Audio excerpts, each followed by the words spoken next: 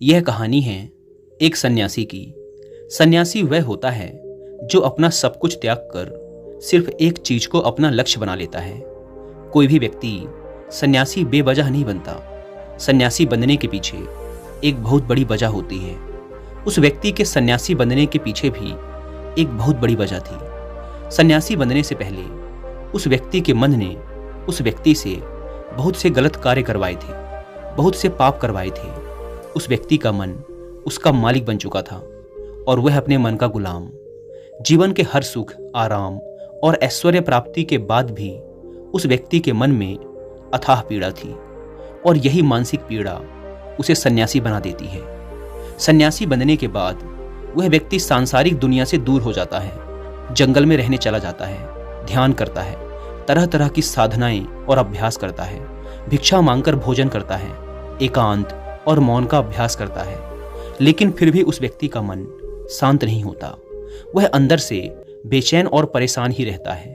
यहाँ एक बात समझने वाली है कि ध्यान या किसी भी साधना का जो शुरुआती बिंदु है, उसकी शुरुआत ही तभी की जा सकती है जब हमारा मन शांत हो, जब हमारा मन हमारी सुनता हो। लेकिन उस सन्यासी का मन ना तो शांत था और ना ही उसकी सुन रहा था। उस सन्यासी के मन में यह बात गहराई से बैठती जा रही थी कि मन को वश में करना, मन पर काबू पाना असंभव है। लेकिन फिर एक दिन उस सन्यासी को एक व्यक्ति मिलता है जो ना तो कोई साधु सन्यासी होता है और ना ही कोई बुद्धिमान व्यक्ति।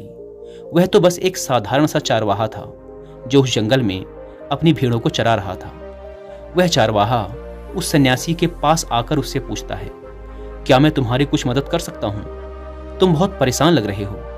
मैं तुम्हें पिछले कई दिनों से देख रहा हूँ। तुम बहुत बेचैन रहते हो। अगर तुम चाहो तो मैं तुम्हारी सहायता कर सकता हूँ। चारवाहे की बात सुन सन्यासी कहता है, भला तुम क्या मेरी मदद कर सकते हो? तुम तो एक संसारी हो जो अपनी मोह माया में लिप्त रहता है। यह सुन वह चारवाहा उस सन्यासी से कहता है, मैं तुम्हारी मदद कर सकता हूँ। मैं मन को वश में करना जानता हूँ। सन्यासी चारवाहे के मुंह से यह बात सुन जोर से हंसता है और कहता है, क्या क्या कहा तुमने? तुम मन को वश में करना जानते हो? मैंने अपना सब कुछ त्याग दिया, आकर जंगल में रहने लगा। तब भी मैं अपने इस मन का गुलाम हूं और तुम कह रहे हो कि तुम इसे वश में कर सकते हो। वह चारवाहा कहता है, मन को वश में करने के लिए सभी वस्तुओं का त्याग करना आवश्यक नहीं है और ना ही जंगल में आकर रहना जरूरी है। बस एक चीज है जिसे छोड़ना सबसे जरूरी है। वह सन्यासी उस चारवाहे से पूछता है, और वह एक चीज क्या है?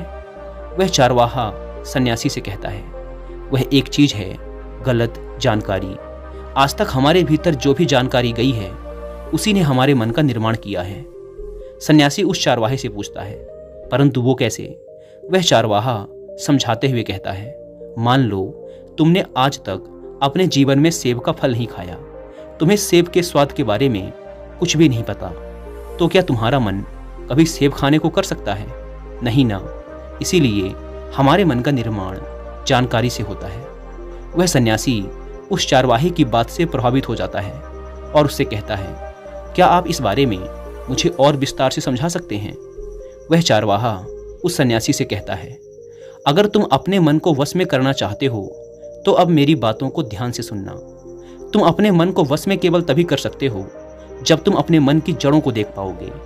मन का निर्माण जानकारी से होता है और हमारे शरीर में जानकारी के 5 प्रवेश द्वार होते हैं। पहला, आँख।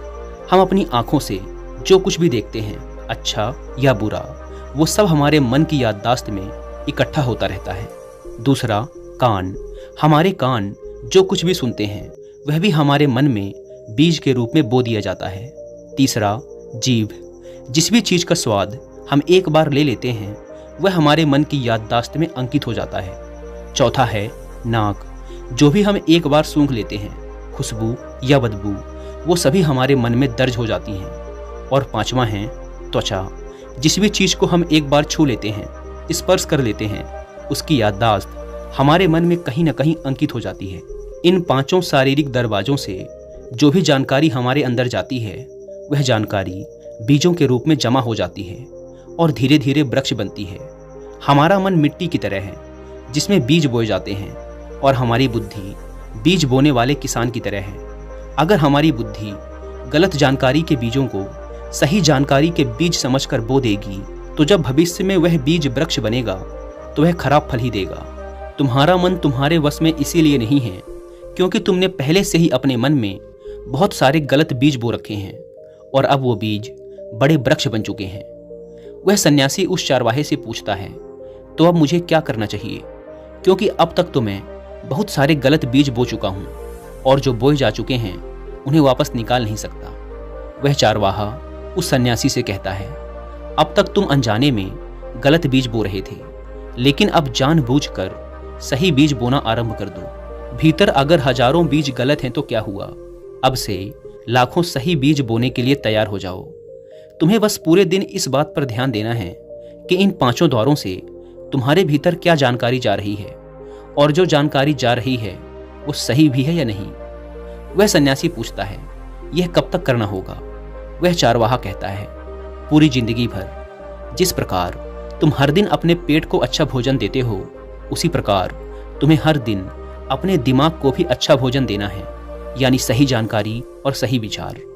जीवन में हर दिन हर पल तुम्हें सिर्फ 2 विकल्प मिलेंगे, जिसमें से एक विकल्प तुम्हारे लिए सही होगा और दूसरा गलत, लेकिन तुम्हें हर बार सही विकल्प का ही चुनाव करना है। हमेशा याद रखना, सही विकल्प का चुनाव करते समय तुम्हारे भीतर पीड़ा पैदा हो सकती है, लेकिन वह पीड़ा सिर्फ कुछ समय ही रहेगी। इसीलिए चाहे तुम्हारे अंदर कितनी ही पीड़ा क्यों ना हो, तुम्हें हर बार सही का ही चुनाव करना है। जितनी बार तुम सही चुनोगे उतनी बार तुम अपने अंदर एक सही बीज बोओगे, और जिस दिन तुम्हारे अंदर के सही बीजों की संख्या गलत बीजों की संख्या से अधिक हो जाएगी, उस दिन तुम्हारा मन तुम्हारे बस में होगा। लेकिन उस दिन के लिए आज से, अभी से अपना प्रयास जारी रखना होगा। वह सन्यासी तो उस चारवाहे की बात को समझ जाता है, लेकिन क्या आप समझ पाए?